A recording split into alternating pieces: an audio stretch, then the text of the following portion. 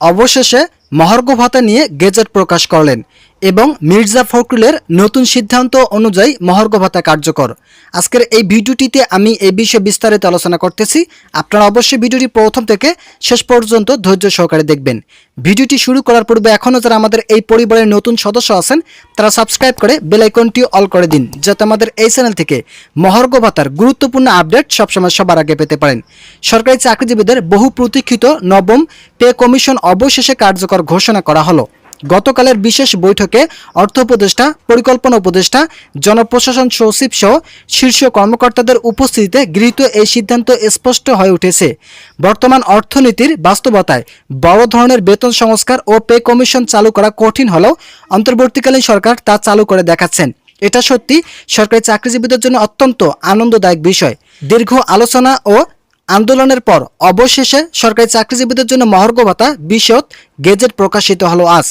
অর্থ মন্ত্রণালয় থেকে প্রকাশিত এই গেজেট উল্লেখ করা হয়েছে যে বর্তমান মূল্যস্ফীতির চাপ মোকাবেলায় সরকারি কর্মকর্তা কর্মচারীদের জন্য 50% মহার্ঘ ভাতা কার্যকর করা হচ্ছে। নতুন এই মহার্ঘ ভাতা 2025 সালের 1 আগস্ট থেকে কার্যকর হবে বলে গেজেটে উল্লেখ করা হয়। এই সিদ্ধান্ত অনুযায়ী যেসব কর্মকর্তা ও কর্মচারীরা বর্তমানে মূল বেতনের উপর ভিত্তি করে কাজ করেন তাদের জন্য উল্লেখযোগ্য আর্থিক স্বস্তি আসবে। এছাড়াও জানা গেছে এইবার শুধুমাত্র মূল বেতনের উপর প্রযোজ্য হবে, যেমন বাড়ি ভাড়া, চিকিৎসা ভাতা এবং উৎসব ভাতা, এর সঙ্গে কোনো সম্পর্ক থাকবে না। তবে বিভিন্ন দপ্তরের জন্য এটি কিভাবে প্রযোজ্য হবে সে বিষয়ে বিস্তারিত নির্দেশনা সংশ্লিষ্ট দপ্তরগুলোকে দেওয়া হয়েছে।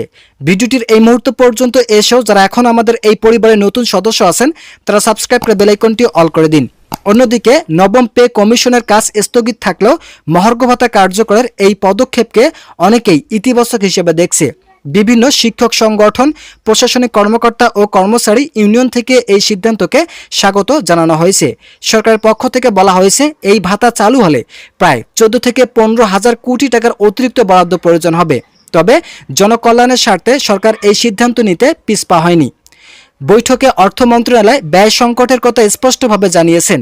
2015 সালের পর থেকে আর্থিক কাঠামোর বড় কোনো পরিবর্তন না আসায় এবং সম্প্রতি অভ্যন্তরীণ ও বৈদেশিক সংকটের বাজেটে ঘাটতি সংস্কার আরও জোরদার হয়েছে। এমতো অবস্থায় সরকার উচ্চ পর্যায়ে সিদ্ধান্ত নিয়েছেন সরকারি চাকরিজীবীদের জন্য মহার্ঘ ভাতা পাশাপাশি নবম পে স্কেল বাস্তবায়ন করা হবে। সরকারি কর্মচারীদের চাপ ও জীবনযাত্রার বিবেচনায় মহার্ঘ ভাতা পুনর্বিন্যাসের চিন্তা থাকলেও এ বিষয়ে এখন পর্যন্ত চূড়ান্ত সিদ্ধান্ত জানানো হয়নি। বিএনপির মহাসচিব মির্জা ফখরুল সরকারি চাকরিজীবীদেরকে মহার্ঘ ভাতা এবং পে কমিশন দেওয়ার বিষয়ে ইতিবাচক মন্তব্য প্রকাশ করেছেন। গত ডিসেম্বরের দিকে সরকারি চাকরিজীবীদের পে কমিশন ও মহার্ঘ ভাতা দেওয়ার বিষয়ে নেতিবাচক তথ্য প্রকাশ করলেও এবার ইতিবাচক তথ্য দিয়েছেন সরকারি কর্মকর্তা এবং কর্মচারীদের জন্য। আপনারা যারা সরকারি কর্মকর্তা ও কর্মচারী আছেন তাদের জন্য শুভ কামনা রইল এবং তারা পরবর্তী আপডেট পেতে অবশ্যই আমাদের এই চ্যানেলটিতে সাবস্ক্রাইব করে ভিডিওটি কন্টিনিউ করুন।